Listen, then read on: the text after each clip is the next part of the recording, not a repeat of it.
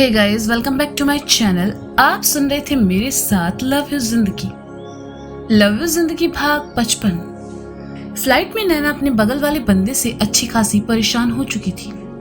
ना उसे गुजराती समझ आ रही थी, ना ही वो आदमी जो हर 2 मिनट में नैना से गुजराती टोन में कुछ ना कुछ खाने को पूछता और नैना मना करती थी। दूसरी तरफ नैना अभी को लेकर परेशान थी। वह सीधा सीधा उससे पूछ भी नहीं सकती थी कि अभी उसके साथ आया क्यों है।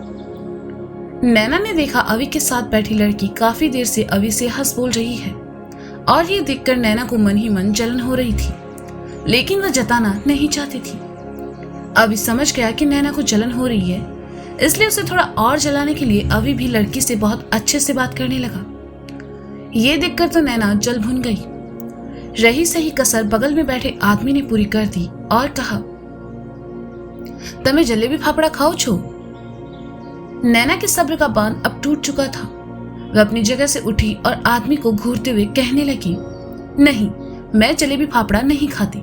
मैं केकड़े, बिच्छू और सांप खाती हूँ। जब से फ्लाइट में चढ़े हो, कभी ढोकला, कभी फाफड़ा, कभी खाकरा। साले दुकान खोलेगा क्या यहाँ? फ्लाइट में सब मिलता तो है, ठूसो और मारो बाथरूम की। एक और बार अगर मुझसे खाने का पूछा ना तो मैंने तेरा फाफड़ा फाड़ देना है। बेचारा आदमी नैना की बात सुनकर हक्का बक्का रह गया। उसने हाथ में पकड़े फाफड़े का टुकड़ा खाया और बेचारगी से अवी को देखने लगा। नैना को गुस्से में देखकर अवी ने तो अपनी गर्दन ही घुमा ली। एयर होस्टेस ने देखा तो वहां आकर नैना को शांत करवाने लगी। नैना ने उसे साइड किया और बाथरूम की ओर चली आई। नैना ने 2-3 बार अपना मुंह धोया और शीशे में खुद को देखा। अपने चेहरे पर परेशानी और चिड़चिड़ाहट के भाव उसे साफ दिखाई दे रहे थे। नैना कुछ देर खुद को घूरते रही और फिर खुद से ही कहने लगी, अच्छा खासा सब चल रहा होता है कि फिर किसी को चुल मचती है और सब झंड। पहले प्यार, फिर शादी, फिर रोज का ये डेली सोप ड्रामा। इससे अच्छा शादी ही मत करो, सिंगल रहो, खुश रहो। वैसे भी सारे के सारे फसाद की जड़ है ये शादी। जब तक शादी नहीं हो जाती तब तक बेबी तुम्हारे बिना मैं कुछ भी नहीं हूँ, और जैसे ही शादी हुई बेबी चुना गया तेल लेने। यहाँ तो आज तू नहीं या मैं नहीं। आखिर इतनी भसड़ क्यों? एक छोटी सी तो जिंदगी है, उसे भी चैन से जीने क्यों नहीं देते ये लोग? एक तो मेरी अकल पर पत्थर पड़े थे जो मैंने शादी की। अपनी लाइफ तो जैसे तैसे जी रही हूँ, बस दिन भर दूसरों के साथ एडजस्ट करते रहो, उनकी सुनते रहो, और गलती से अपनी एक कह दी तो तुम हो गए सेल्फिश, खुदगर्ज। शादी का मतलब ही है मुसीबतों का टोकरा लेकर सर पर घूमना। रुचि को संभालू, मोंटी को सीधा करूँ, शीतल को समझाऊं, घर वालों की सुनो, बाहर की सुनो, उस पर रही सही कसर पड़ोसी ने पूरी कर दी। आखिर ये हो क्या रहा है मेरे साथ? आखिरी शब्द नैना ने झल्लाते हुए थोड़ी तेज आवाज में कहा, मैम आर यू ओके? आपको कुछ चाहिए? बाहर खड़ी एयर होस्टेस ने पूछा, जहर मिलेगा? नैना ने दरवाजा खोलकर बाहर जाते हुए कहा, सॉरी। एयर होस्टेस ने असमझ की स्थिति में कहा, साइड प्लीज। नैना ने कहा तो एयर होस्टेस उसके सामने से हट गई और नैना वापस अपनी सीट की तरफ चली आई। सीट की तरफ आते हुए नैना का गुस्सा एकदम से शांत हो गया, क्योंकि इस बार गुजराती आदमी की जगह अवी बैठा था। जब नैना बाथरूम गई थी तो अवी ने उसके साथ अपनी सीट चेंज कर ली थी। नैना आकर अवी के बगल में बैठी और कहा, थैंक्स। तुम्हें उस बेचारे पर इतना गुस्सा नहीं करना चाहिए था, जरा उसकी हालत देखो। अवी ने बगल में इशारा करके कहा, तुम यहाँ क्यों आए हो? नैना ने अवी की बात को नजरअंदाज करते हुए कहा, तुम्हारे लिए। अवी ने नैना की आंखों में देखते हुए कहा तो कुछ देर के लिए नैना खामोश हो गई। नैना को खामोश देखकर अवी ने उसके गालों पर आईलेट कान के पीछे करते हुए कहा, मैंने तुम्हारे डैड से वादा किया है कि मैं तुम्हें कभी अकेला नहीं छोड़ूंगा। अवी की बात सुनकर नैना अवी पर आए गुस्से को भूल गई और कहा, यहाँ आने के लिए थैंक यू। ओह, तो अब तुम मुझे थैंक यू भी कहोगी? अवी ने नैना को घूरते हुए कहा तो नैना ने अवी से नजरें हटा ली और साइड में देखा। गुजराती आदमी नैना और अवी को देख रहा था। नैना को अपनी ओर देखते पाकर गुजराती आदमी से रहा नहीं गया और उसने हाथ में पकड़ा डिब्बा नैना की तरफ बढ़ाकर डरते डरते पूछा, फाफड़ा खाओ छो? नैना ने सुना तो मुस्कुरा उठी और डिब्बे से एक पीस उठाकर खाने लगी। गुजराती आदमी को तसल्ली मिली कि नैना अब शांत है। वह खुशी खुशी अपना फाफड़ा खाने लगा। आशीर्वाद अपार्टमेंट, दिल्ली। मिसेस शर्मा शीतल को कत्थक करके दिखा रही थी और शीतल बड़े ध्यान से उन्हें देख रही थी। मिसेस शर्मा में ये टैलेंट भी था, शीतल को आज पता चला। कुछ देर बाद मिसेस शर्मा थक कर कुर्सी पर आ बैठी और पैरों में बंधे घुंघरू खोलते हुए कहा, आज कितने सालों बाद मैंने अपने पैरों में घुंघरू पहने हैं। सच में अब इस उम्र में कत्थक करना इतना भी आसान नहीं है। लेकिन आपने बहुत अच्छा किया माँ, मैं तो बस आपको देख ही रही थी। आपके भाव कितने खूबसूरत थे, मुझे भी सिखाइए ना, मुझे भी सीखना है। शीतल ने बच्चों की तरह मचलते हुए कहा, हाँ सिखाऊंगी ना, तुम्हारे साथ साथ मुझे भी एक बार फिर से अपनी जवानी के दिन जीने का मौका मिल जाएगा। मिसेस शर्मा ने घुंघरू निकालकर टेबल पर रखते हुए कहा, माँ आपने कत्थक करना क्यों छोड़ा? आप चाहती तो आप क्लासेस खोल सकती थी। फिर कहते कहते शीतल ने बात अधूरी छोड़ दी। मिस्टर शर्मा मुस्कुराई और कहने लगी, हम औरतों की जिंदगी कहाँ इतनी आसान होती है बेटा। जब स्कूल में थी तब से ही मुझे कत्थक का बहुत शौक था, लेकिन मेरे पिताजी बहुत सख्त रवैये के थे। उन्हें लड़कियों का बाहर जाना, ज्यादा पढ़ना लिखना, किसी से ज्यादा बात करना पसंद नहीं था। मेरी पढ़ाई भी सिर्फ 10वीं तक ही हुई। उसके बाद शर्मा जी से शादी हो गई। उसके बाद घर बाहर की जिम्मेदारियां और फिर सार्थक का जन्म। उसके बाद तो जैसे खुद के लिए कभी वक्त मिला ही नहीं। और फिर मैंने भी सबको भूलकर अपनी दुनिया मान लिया, अपने सपनों को भुला दिया। पर मन में हमेशा एक कसक रही अपने सपनों को लेकर। और आज जब तुम्हारे हाथों में ये घुंघरू देखी तो लगा जैसे मेरे सपनों को फिर से पंख लग गए हैं। मैं तो कत्थक नहीं कर पाई, लेकिन तुम अपने सपने को जरूर पूरा करना। जिम्मेदारियां तो आती जाती रहेंगी, उनका क्या, लेकिन सपनों को कभी मरने नहीं देना चाहिए। मिसेस शर्मा की बात सुनकर शीतल का दिल भर आया। उसने नम आंखों से मिसेस शर्मा की ओर देखा और कहा, आप बहुत अच्छी सास है माँ। अगर दुनिया की हर सास आपकी तरह सोचने लगी तो हम बहुओं को कभी ससुराल नरक नहीं लगेगा। मैं आपका सपना जरूर पूरा करूंगी। अनजाने में मैंने कभी अगर आपका दिल दुखाया है तो मुझे माफ कर देना। मैं आपको कभी समझ ही नहीं पाई। बस करो, मेरी कहानी सुनकर इतना भी इमोशनल नहीं होना था। वैसे आज तुमने मुझे शाम की चाय नहीं पिलाई। लगता है मुझे फिर से सास वाला रूप दिखाना पड़ेगा। मिसेस शर्मा ने प्यार भरी नजरों से शीतल को घूरते हुए कहा, बातों बातों में मैं भूल गई, मैं अभी लेकर आती हूँ। कहकर शीतल उठी और किचन की तरफ चली गई। मिसेस शर्मा वहीं बैठकर उन घुंघरुओं को देखते हुए मन ही मन कहने लगी, मिसेस आहूजा की बातों में आकर आज मैं कितनी बड़ी गलती करने जा रही थी। एक मामूली सी चीज के लिए मैंने सबके सामने शीतल पर शक किया। मिसेस आहूजा और मिसेस गुप्ता तो हैं ही ऐसी। मुझे उनकी बात नहीं माननी चाहिए थी। इतना सब होने के बाद भी शीतल को मुझसे शिकायत नहीं है। वो सच में कितनी अच्छी है। आज के बाद मैं कभी उसे परेशान नहीं करूंगी।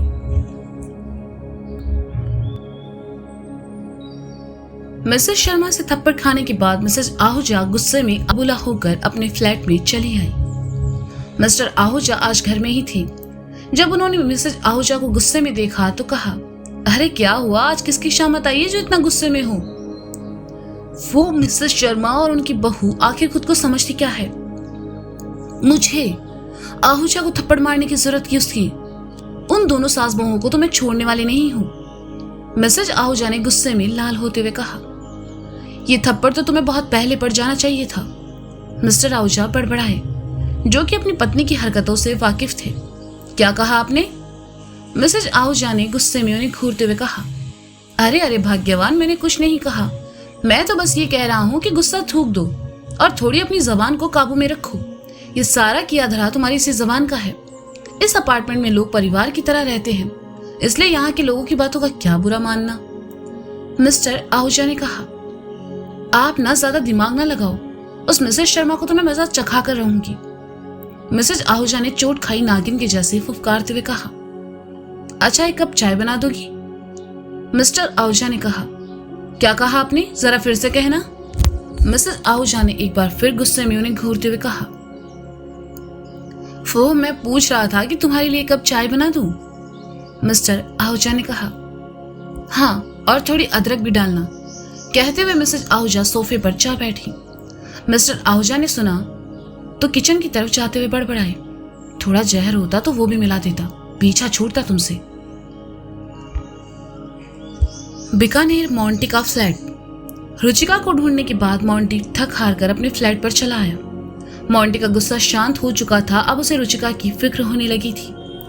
पहले रुचिका फोन नहीं उठा रही थी और अब तो उसका फोन भी बंद आ रहा था। मोंटी परेशान सा बैठा था कि कुछ देर बाद उसका फोन बजा। फोन रुचिका का होगा सोचकर मोंटी तुरंत फोन की तरफ लपका, लेकिन स्क्रीन पर रुचिका के पापा का नंबर देखकर मोंटी की परेशानी बढ़ गई।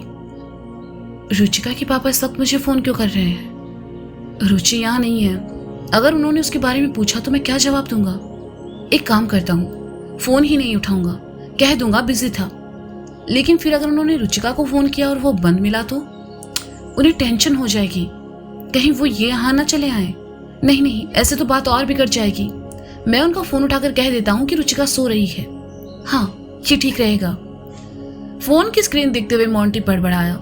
वह फोन उठाता इससे पहले ही कॉल डिस्कनेक्ट हो गया। मोंटी ने राहत की सांस ली, लेकिन अगले ही पल फोन फिर बजा। इस बार मोंटी ने 2 रिंग के बाद ही फोन उठा लिया और कहा, हेलो। हेलो, हाँ दामाद जी, कैसे हैं आप? रुचिका का फोन नहीं लग रहा, कहाँ है वो? दूसरी तरफ से रुचिका के पापा ने कहा, वो पापा, रुचिका सो रही है, उसके सर में थोड़ा दर्द है। थोड़ी देर पहले ही ऑफिस से आई थी, उसका फोन भी चार्जिंग पर है, शायद इसलिए नहीं लगा होगा। मोंटी सफेद झूठ बोल गया, क्योंकि इस वक्त रुचिका के घर वालों को परेशान करना नहीं चाहता था। अच्छा, मैंने ये पूछने के लिए फोन किया था कि 2 दिन की छुट्टी मिले तो आप दोनों घर आ जाइए। रुचि और आपसे मिलने का बहुत मन हो रहा है। अगर आप दोनों काम में उलझे हैं तो फिर हम लोग आ जाते हैं, जयपुर से ज्यादा दूर थोड़े है। रुचिका के पापा ने कहा, अगर वो लोग इधर आएंगे तो सब गड़बड़ हो जाएगी। नहीं, मुझे उन्हें आने से रोकना होगा, मोंटी ने मन ही मन खुद से कहा। और फिर रुचिका के पापा से कहा, नहीं पापा, आप क्यों परेशान होंगे? मैं और रुचि वहां आ जाते हैं ना। वैसे भी इस वीकेंड में फ्री हूँ और रुचिका का काम भी लगभग खत्म हो जाएगा, तो हम दोनों ही वहां आ जाते हैं। मम्मी और कुकू से भी मिल लेंगे। हाँ दामाद जी, जैसा आपको ठीक लगे। रुचि उठे तो उसे बात करवा दीजिएगा।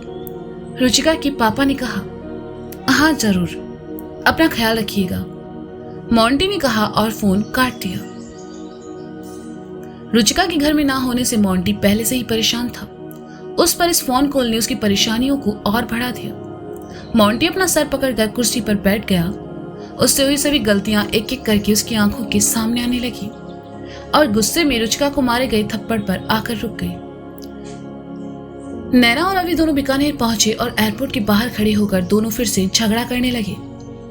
हमें मोंटी के पास जाना चाहिए, अभी ने कहा। हमें पहले रुचिका के पास जाना चाहिए। फोन पर रुचिका रो रही थी, मोंटी नहीं। नैना ने गुस्से से अभी पर लगभग चढ़ते हुए कहा, तुम्हें कैसे पता रुचिका इस वक्त कहाँ होगी? मेरी बात मानो और मोंटी के पास चलो। सारी बात पता करके फिर हम तीनों उसे ढूंढेंगे ना, अभी ने नैना को समझाते हुए कहा। अच्छा, और तब तक अगर उसने खुद को ट्रेन के आगे धकेल दिया, खुद को किसी नदी में न बहा दिया, किसी तार को पकड़कर दुनिया को अलविदा कह दिया या फिर गुस्से में आकर अपनी नस काट ली, तो तुम क्या करोगे? वो बहुत इमोशनल है यार, वो सब अपने साथ कुछ गलत कर लेगी। उसे ढूंढते हैं ना। तुम्हें आना है तो आओ, वरना अभी प्लेन पकड़कर वापस चले जाओ। मेरा सर मत खाओ, नैना ने आखिरी शब्द छल्लाते हुए कहा। ओके फाइन, चलो, अभी ने भी तीनों शब्दों पर जोर देते हुए कहा और नैना के साथ सड़क किनारे चला आया। नैना ने ऑटो रुकवाया और उसे रेलवे स्टेशन चलने को कहा। अब हम रेलवे स्टेशन क्यों जा रहे हैं? तुम श्योर हो रुचि वहां मिलेगी? अभी ने अपना डाउट क्लियर करने के लिए पूछा। हाँ, जब उसका फोन आया था तब मुझे हिंट मिल गया था, नैना ने बिना अभी की तरफ देखे कहा। कैसा हिंट? अभी ने हैरानी से पूछा। जब वो मुझसे बात कर रही थी तब फोन में एक आवाज और आ रही थी, ये ले चाय चाय चाय, 10 रुपए गरम चाय। अब एयरपोर्ट पर तो ऐसे कोई चिल्लाएगा नहीं, इसलिए दिमाग लगाया, नैना ने कहा। तो अभी मुंह फाड़े उसे देखने लगा। उसके बाद अभी ने नैना से कोई बात नहीं की। दोनों रेलवे स्टेशन पहुंचे। अंदर जाते हुए नैना ने पानी की बोतल ली और पीते हुए प्लेटफॉर्म पर चली आई। उसने पानी पीते हुए रुचिका को ढूंढना शुरू कर दिया, लेकिन वो कहीं दिखाई नहीं दे रही थी। पता नहीं वो किस हाल में होगी, कहते हुए नैना जैसे ही पलटी, उसके चेहरे के भाव एकदम से बदल गए। आंखों में गुस्सा झिलमिलाने लगा। कुछ ही दूर खंबे के पास बैठी रुचिका उसे दिखाई थी। नैना ने उसका हाथ देखा और अपने हाथ में पकड़ा पानी का बोतल रुचिका को फेंक कर दे मारा। क्योंकि जिस रुचिका के लिए नैना परेशान हो रही थी वो रुचिका उस वक्त कमबे के पास बैठी मजे से चीज बर्गर खा रही थी। तो दोस्तों ये था लव यू जिंदगी भाग 55। इसका अगला भाग आप जल्द ही सुनेंगे मेरे साथ। तब तक के लिए शुक्रिया, बाय बाय, अपना ख्याल रखिए और हाँ सुनते रहिए लव यू जिंदगी सीजन 2 मेरे साथ। Bye bye.